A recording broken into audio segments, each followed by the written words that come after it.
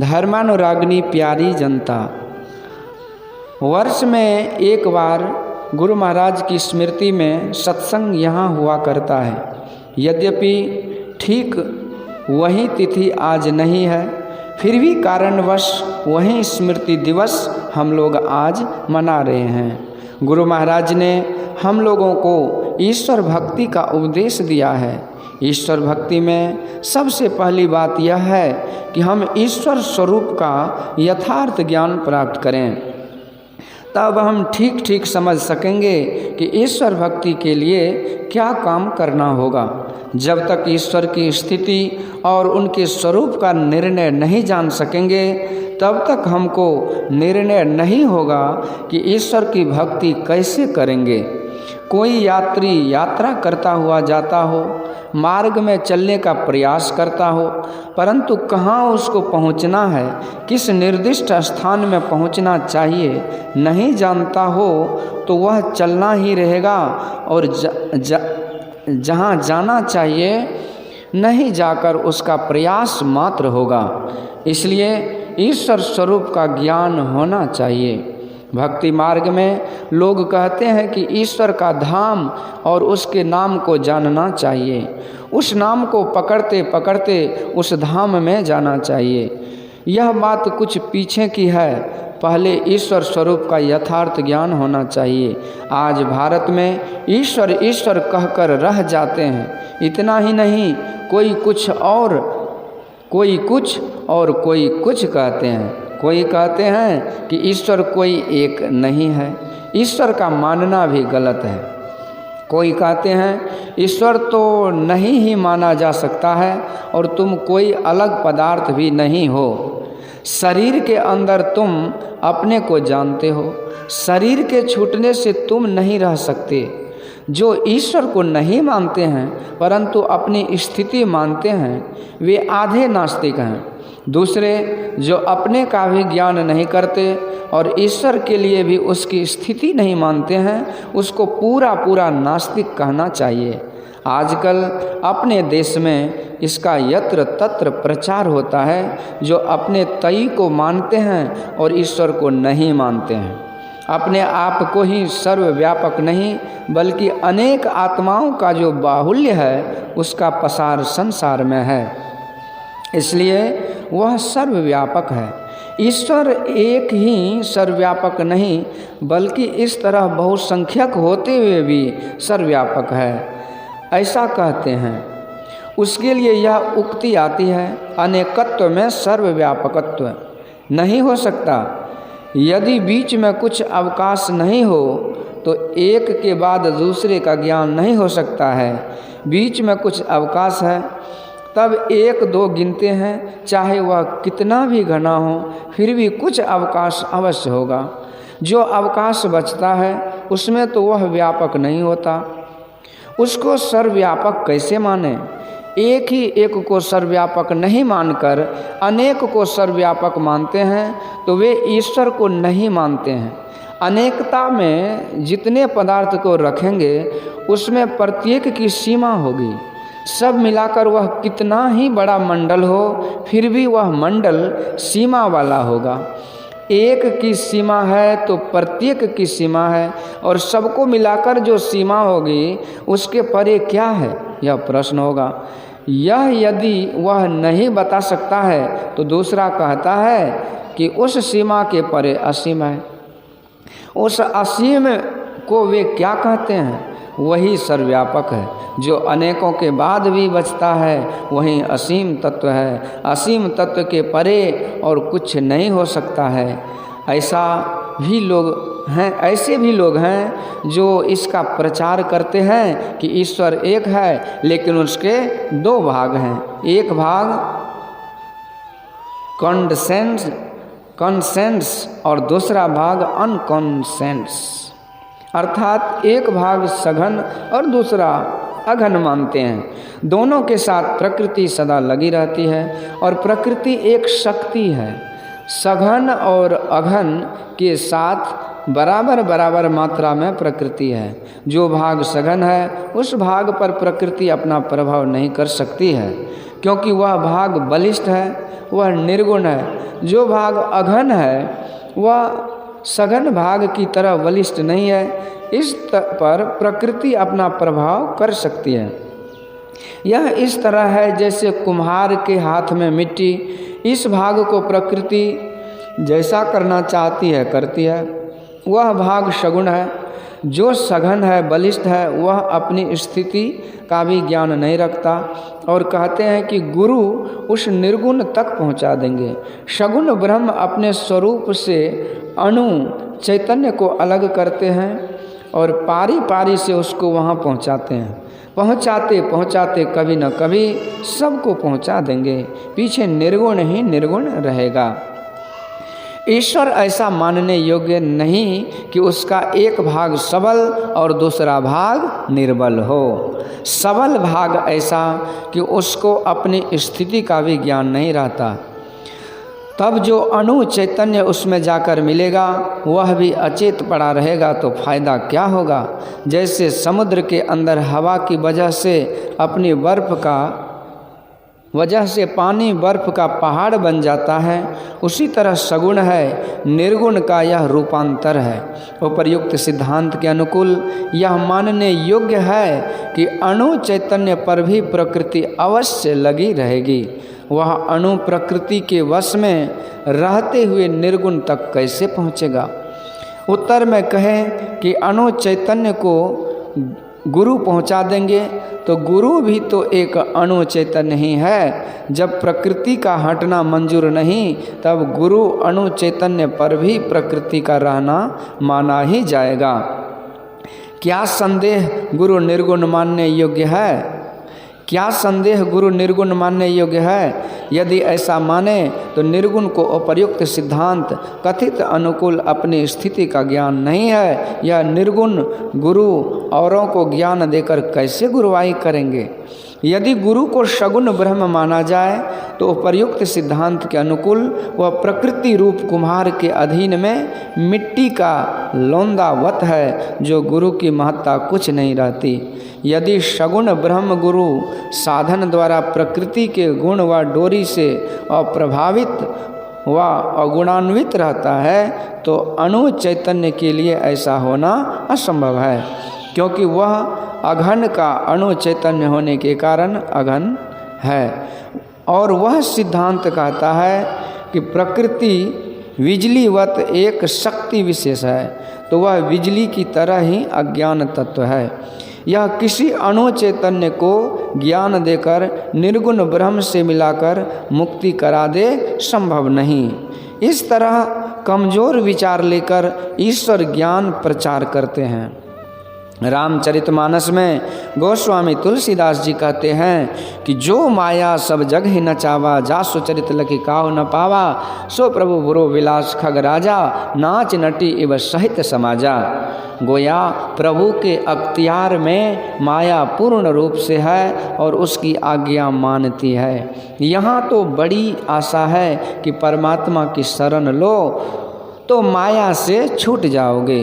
दूसरे ऐसे लोग भी हैं जो कहते हैं कि ईश्वर सर्वव्यापक है, यह भारी गप है। ईश्वर को वे ससी मानते हैं। रामचरितमानस में सोई सच्चिदानंद घन रामा, अज विज्ञान रूप बलधामा, व्यापक व्यापक अखंडानंता, अखिल अमोघ शक्ति भगवंता, ऐसा वे नहीं मानते। यहाँ विचारणीय है कि ईश्वर कभी बन गए हैं क्या? ईश्वर नहीं थे और जरूरत होने पर वे बन गए। ईश्वर के मानने वाले ऐसा मान नहीं सकते। जो सबसे पूर्व का है, जिसके पूर्व कोई और कुछ न हो, जो परम सनातन परम पुरातन है, वही ईश्वर है। उसे प्रभु कहो, ईश्वर कहो, गॉड कहो, खुदा कहो। वह ईश्वर जो परम सनातन है वह किसी आधार पर होगा। हम लोग बिना आधार के नहीं रह सकते। पृथ्वी, हवा, पानी, भोजन आदि हम लोगों को अवश्य चाहिए। जो सबसे पहले का होगा वह अपने लिए कोई अवलंब नहीं रखेगा, वह निराधार है। सबका अवलंब है, जो निराधार है, सबसे प्रथम का परम पुरातन है, वह ससीम हो नहीं सकता। उसको ससीम मानेंगे तो उसके अतिरिक्त और कुछ होना चाहिए, तब जो उसके अतिरिक्त अवकाश होगा वह उसके पहले का होगा। लेकिन परम पुरातन वह है जिसके अतिरिक्त और कुछ न हो सके। परम पुरातन एक ही होगा जो किसी आधार पर नहीं है, वह आदि अंत रहित है, वह सीमाबद्ध होने योग्य नहीं है, वह देश कालातीत पदार्थ है। उस देश कालातीत को कोई नहीं माने तो वह ईश्वर नहीं मानता है। उस देश कालातीत को कोई नहीं माने तो वह ईश्वर नहीं मानता है। उसके अतिरिक्त दूसरे कहते हैं कि ईश्वर एक देशीय होते हुए किरणों से सर्वदेशीय है। जैसे सूर्य सर्वदेशीय है और किरण से, जैसे सूर्य एक देशीय है और किरण से सर्वदेशीय है। वहाँ यह प्रश्न होगा कि जो स्वरूप से एक देशीय है उसकी किरण सर्वदेशीय हो जाए या अनंत हो जाए, बुद्धि के बाहर की बात है। एक देशीय पदार्थ से किरण निकली और वह सर्वव्यापक और अनंत असीम हो गई, यह मानने योग्य नहीं। एक देशीय पदार्थ की किरण कितनी भी लंबी क्यों न हो, वह ससीम होगी। इस तरह उसकी असीमता नहीं रहती, वह अलख अपार अगम अगोचर नहीं हो सकती। यह गोस्वामी तुलसीदास जी के शब्दों में व्यापक व्याप्य अखंड अनंता कहने योग्य नहीं होता, परम पुरातन कहने योग्य नहीं होता, निराधार और देश कालातीत भी नहीं हो सकता। आधार के आश्रित ईश्वर कैसे? निर्मल चेतन के अपार सिंधु को कुल मालिक कहते हैं। अपार सिंधु नौकी ससीम। गोस्वामी तुलसीदास जी ने भी कहा है, राम स्वरूप तुम्हार वचन अगोचर बुद्धि पर, अविगत अकथ अपार नेति नेति नित निगम कह।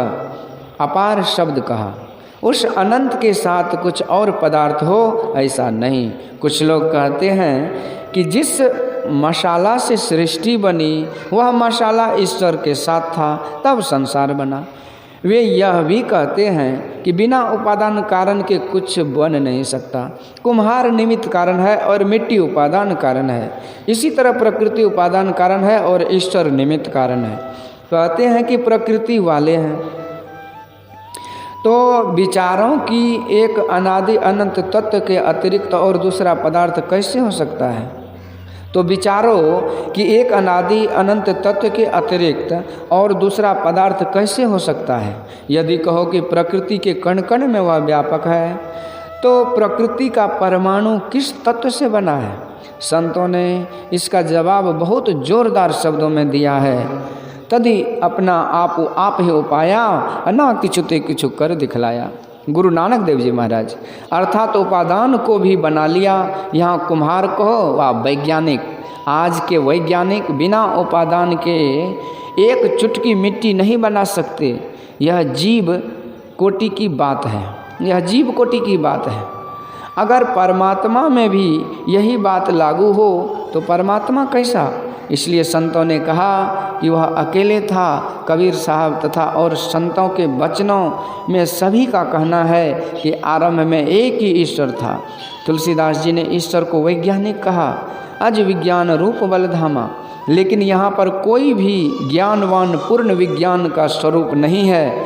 आज के बड़े बड़े वैज्ञानिक कहते हैं कि विज्ञान का अंत नहीं हुआ है, परमात्मा ही विज्ञान स्वरूप है। वैज्ञानिक की उपाधि देकर परमात्मा को कहना कि उपादान नहीं बना सकता उचित नहीं। ईश्वर का उत्पन्न होना नहीं है। साचे सचियार विटहु कुर्वाणु, गुरु नानक देव जी। ईश्वर के मानने में ऐसा ही ईश्वर संतों ने माना है। हम लोग ऐसा नहीं कि एक नया धर्म बनावें और प्रचार करें। हमारे गुरु महाराज कहते थे कि जो संतों ने बताया है वही हमारा मत है। घट रामायण के प्रणेता तुलसी साहब माने जाते हैं। उसमें तुलसी साहब ने कहा नहीं है कि यह मेरा मत है, बल्कि उन्होंने कहा है कि संत गुरु और पंथ न जाना, असंत पंथ यही मन माना। जो कोई संत अगम अति गाई, अचरण टेक पुनि महु सुनाई। जितने संत हुए हैं सबका एक मत है, ईश्वर सबका आधार और अपने निराधार हैं। व्यापक व्याप्य अखंड अनंता, अखिल अमोघ शक्ति भगवंता, निर्मल निराकार निर्मोहा, नित्य निरंजन सुख संदोहा। जो आदि अंत रहित है उसको साकार कैसे बनाया जाए। आदि अंत रहित तत्व को निराकार कहना ही होगा। प्रकृति पार प्रभु सब उर्वासी, ब्रह्म निरीह विरज अविनाशी। प्रकृति मंडल का अंत है इसलिए प्रकृति पार कहा। संतों ने कहा ईश्वर स्वरूप को प्राप्त करो। जब तक ईश्वर स्वरूप प्राप्त नहीं करोगे कल्याण नहीं होगा। संत लोग मोक्ष का उपदेश देते हैं। शरीर और संसार के बंधनों से छूट जाना मोक्ष है। यह मोक्ष तब तक नहीं होगा जब तक व्यापक व्याप्य अखंड अनंता का दर्शन न हो जाए। इसके लिए भक्ति करने का उपदेश संतों ने दिया है। लोगों के मन में होता है कि ईश्वर अलख अगम है, उसकी भक्ति कैसे करूं? जिसको हम इंद्रियों से नहीं जान सके उसमें अपने को कैसे लगावें? यह प्रश्न होना ही चाहिए। मैं एक छोटा सा बयान देता हूँ। महाभारत युद्ध समाप्त होने के पश्चात विजेता बनकर भी युधिष्ठिर बहुत दुखित था, क्योंकि उस युद्ध में धन राशि तो नष्ट प्राय हो चुकी थी, साथ ही उसके पुरजन और परिजन का भी विनाश हुआ था। न तो सामने संपत्ति थी और न उसका भविष्य भोगता ही। उनकी मानसिक व्यथा दूर करने हेतु व्यासदेव ने उन्हें यज्ञ करने की सलाह दी। युधिष्ठिर ने अपनी आर्थिक संकट समस्या उनके समक्ष रखी। व्यासदेव ने पहाड़ स्थित रक्षित धन का पता बताया। युधिष्ठिर ने व्यासदेव की आज्ञा शिरोधार्य कर उक्त पहाड़ से धन लाकर अश्वमेध यज्ञ किया। युधिष्ठिर के लिए वह धन अव्यक्त था, अगोचर था, लेकिन व्यासदेव जी के वचन में विश्वास किया और उन्होंने जो अनुष्ठान बतलाया किया तो धन पाया और यज्ञ किया। इसी तरह वह परमात्मा रूपी धन भी अव्यक्त है। संत लोग बताते हैं कि वह धन कहाँ है? वह बुद्धि पर पदार्थ है, उसको बुद्धि से परे जाना चाहिए। हमको बुद्धि से परे जाना चाहिए। यहाँ पर अपने तय सोचना चाहिए कि मैं कौन हूँ। जब तक होश हवास में है सभी जानते हैं कि मैं हूँ। आप क्या हैं? शरीर हैं? नहीं। इंद्रिय मन बुद्धि आप हैं? नहीं। ये सभी मेरे हैं। शरीर इंद्रियां और भीतर की मन बुद्धि आदि से परे पदार्थ जो इस शरीर में है वह मैं हूँ। इनके साथ साथ मैं हो गया हूँ। इनके साथ साथ मैं हो गया हूँ। इनके संग हो गए हो तो इसका संग छोड़ दो। 5 तत्व 5 विषय बाह्य 10 इंद्रिय अहंकार बुद्धि प्रकृति मन इच्छा द्वेष सुख दुख संघात चेतना और धृति, इन सब से जो भिन्न है वह आप हैं। इनसे आगे पहुँचिए आप तो अपने को और ईश्वर को भी पहचानोगे। आप स्वयं भी अव्यक्त हैं। अव्यक्त से ही अव्यक्त पकड़ा और पहचाना जाता है। अपने को व्यक्त से छुड़ाओ, इसे फुटाने के वास्ते संतों ने रास्ता बताया है। उसी रास्ते को बताने के लिए भट्ट रामायण में है, हिय नयन सैन सुचैन सुंदरी साज श्रुति पीऊ पे चली, गिरि गवन गुहा गुहारी मारग चढ़त गढ़ गगना गली। प्रभु को बुलाते नहीं, प्रभु के पास जाते हैं, यही भक्ति है। जगन्नाथ जी में जिनकी श्रद्धा है उस ओर कदम कदम चलते हैं। यह कदम कदम चलना उसकी भक्ति में दाखिल है। उसी तरह ईश्वर की ओर चलना उसकी भक्ति है। लेकिन यह बाहर की बात नहीं, अंतर की बात है।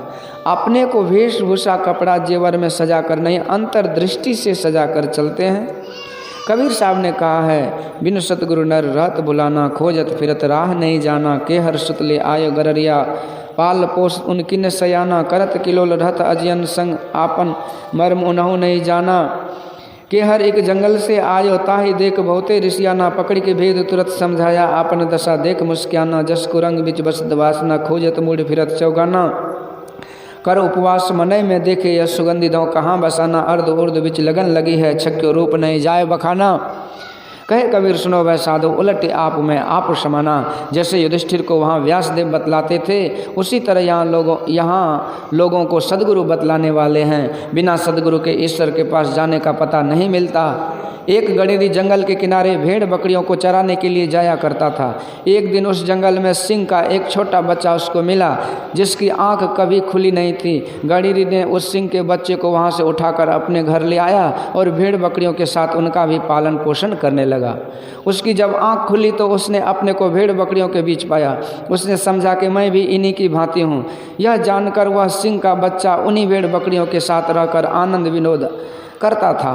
पूर्व की भांति गडेरी फिर से भेड़ बकरियों को जंगल के किनारे चराने के लिए ले गया। उनके साथ सिंह का बच्चा भी गया। संयोगवश उस जंगल में एक सिंह निकला। उस जंगल से एक सिंह निकला। उसने भेड़ बकरियों के साथ सिंह के बच्चे को देखा। यह देखकर उसने बहुत क्रोध आया। उसने एक झपट्टा मारकर सिंह के बच्चे को पकड़ लिया। भेड़ बकरियों के साथ गडेरी भाग गया। सिंह का बच्चा डर से कांप रहा था। सिंह ने नदी के किनारे ले जाकर अपनी और उसकी परछाई को दिखाकर कहा, देखो जो मैं हूँ सो तुम हो। तुम भेड़ और बकरियों के बच्चे नहीं, तुम सिंह के बच्चे हो। यह सोच समझकर और परछाई को देख उसे विश्वास हो गया कि मैं भेड़ बकरे नहीं अपितु सिंह का बच्चा हूँ। अपने को स्वरूप में पा उसे बड़ी प्रसन्नता हुई। इसी तरह हम लोग भी दिखाते हैं, इसी तरह संत लोग भी दिखाते हैं कि अर्ध उर्ध के बीच लगन लगी है। अर्ध उर्ध के बीच में जो लगन नहीं लगावेगा वह दिव्य दृष्टि से अपने को नहीं सजा सकता। यही युक्ति गुरु महाराज बता गए हैं। मैं नहीं कह सकता हूँ कि मैं पूर्ण हूँ, युक्ति जानता हूँ और अभ्यास करता हूँ। बाबा जो बता गए हैं उसको संतों के ज्ञान से और युक्तिवाद से मिलान करने पर भी सत्य सिद्ध होता है। जो एक पल भी ठीक से साधन कर सकता है उसको कुछ न कुछ अवश्य मालूम होगा। लेकिन उसी कुछ में संतुष्ट नहीं हो जाओ। संतुष्ट होने से जो आगे मिलना चाहिए वह नहीं मिलता। इसलिए और भी अभ्यास करो और आगे बढ़ो। श्री सद्गुरु महाराज की जय। गुरु महाराज का यह प्रवचन उत्तर प्रदेशांतर्गत संत मत सत्संग आश्रम कानून गोयान मोहल्ला मुरादाबाद में दिनांक 7/4/1962 ईस्वी को अपराह्नकालीन सत्संग में परम श्रद्धेय बाबा देवी साहब के स्मृति दिवस के उपलक्ष्य में हुआ था। श्री सद्गुरु महाराज।